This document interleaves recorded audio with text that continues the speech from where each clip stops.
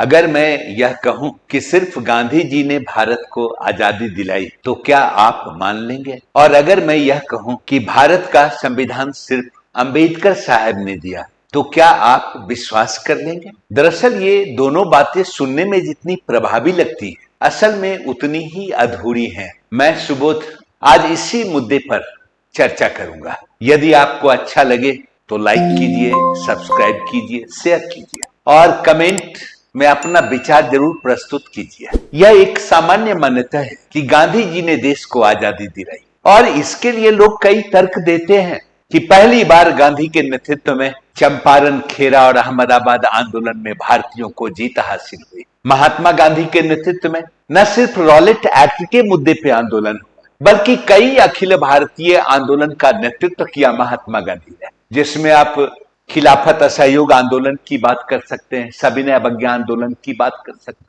Quit India movement की बात कर सकते हैं। स्कॉलर्स यह तर्क देते हैं कि महात्मा गांधी ने आधुनिक अस्त्र शस्त्र से लैस ब्रिटिश सत्ता के अगेंस्ट लड़ने का एक शानदार हथकंडा दिया, सत्याग्रह, अहिंसात्मक आंदोलन और असहयोग, जिसके कारण देश के बच्चे, बूढ़े, जवान, स्त्री और पुरुष सभी राष्ट्रवादी आंदोलन में शामिल हो गया, राष्ट्रवादी आंदोलन की मुख्य धारा में शामिल हो गए। महात्मा गांधी के हरिजनोत्थान और रचनात्मक ग्रामीण कार्यक्रम के मुद्दे कांग्रेस का आंदोलन जन आंदोलन में तब्दील हो गया। महात्मा गांधी के इसी प्रयास के कारण, रचनात्मक ग्रामीण कार्यक्रम के कारण, अछूतोद्धार के कारण, हिंदू मुस्लिम एकता के प्रयास के कारण राजनीतिक चेतना का विस्तार हुआ, जिसकी परिणति भारत की स्वतंत्रता के रूप में हुई। और इसी दौरान गांधी जी को किसी ने महात्मा का टाइटल दिया, किसी ने बापू कहा, किसी ने राष्ट्रपिता कहा, तो किसी ने वन मैन बाउंड्री फोर्स कहा।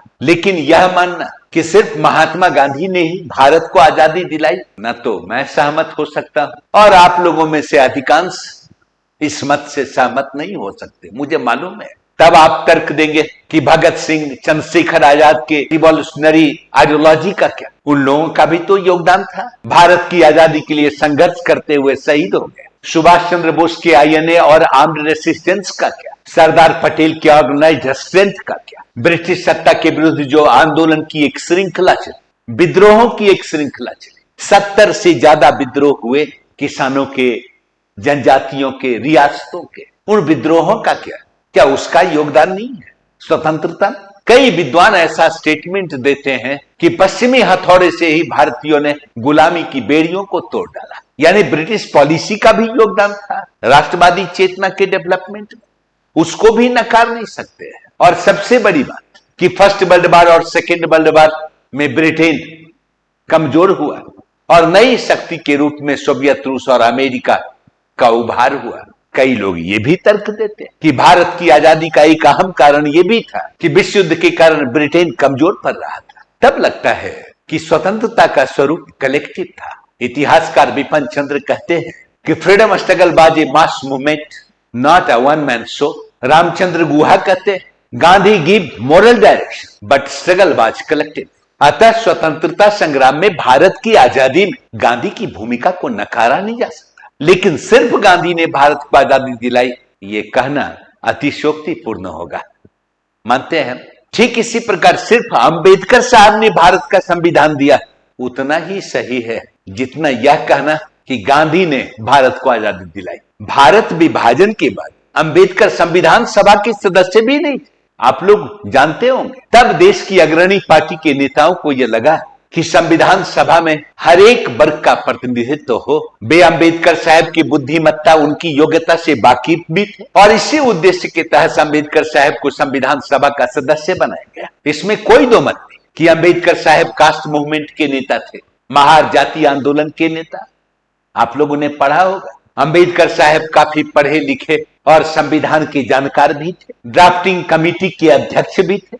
संविधान निर्माण में अंबेडकर साहब की भूमिका को नकारा नहीं जा सकता। अंबेडकर साहब सबके विचारों को जोड़कर अंतिम रूप देने वाले संयोजक थे। लेकिन तब संविधान सभा लगभग 300 मेंबर थे, जिसमें से कई शिक्षाविद, कानून के जानकार और बेहतर लीडर थे। संवैधानिक सलाहकार बीएन राव की बात कर सकते हैं, संविधान सभा के अध्यक्ष राजेंद्र प्रसाद की बात कर सकते हैं, जवाहरलाल नेहरू और सरदार पटेल की बात कर सकते हैं, ड्राफ्टिंग कमेटी के 7 मेंबर में से आपके मुंशी की बात कर सकते हैं, अल्लादी कृष्णामाचारी की बात कर सकते हैं, गोपाल स्वामी आयंगर की बात कर सकते हैं, हम मोहम्मद शादुल्लाह की बात कर सकते हैं। सभी के सभी न्यायविद, प्रशासक और बेहतर राजनीतिक लीडर थे। भारत के जिस संविधान का निर्माण हुआ उसका नेचर कलेक्टिव था, सभी लोगों का योगदान था। आपने सुना होगा कि अंबेडकर साहब ने कहा था कि जो काम कर रहा था, जो पहले से चल रहा था, हमने उसी में सुधार किया और उसे ही अपनाया।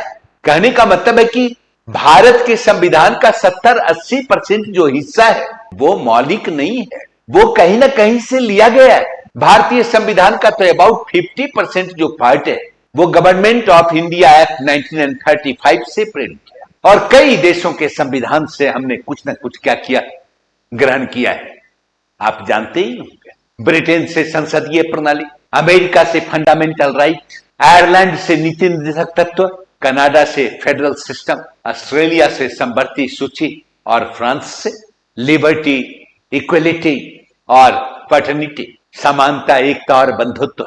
तब लगता है कि संविधान का एक बहुत बड़ा हिस्सा वो तो मौलिक है ही नहीं। इसीलिए ऐसा स्टेटमेंट दिया गया कि भारत का संविधान न तो पूरी तरह विदेशी था और न पूरी तरह मौलिक। भारत के संविधान के संदर्भ में ग्रैनविल ऑस्टिन ने कहा कि भारत का संविधान एक सामूहिक बुद्धिमत्ता का परिणाम है, यानी भारत का संविधान सामूहिक प्रयास का परिणाम है, जिसके प्रभावशाली नेता थे डॉक्टर अंबेडकर। इसलिए भारत की स्वतंत्रता का मुद्दा हो या भारत के संविधान का मुद्दा हो, दोनों का नेचर कलेक्टिव था, किसी एक व्यक्ति की उपलब्धि नहीं थी, यह मानना होगा।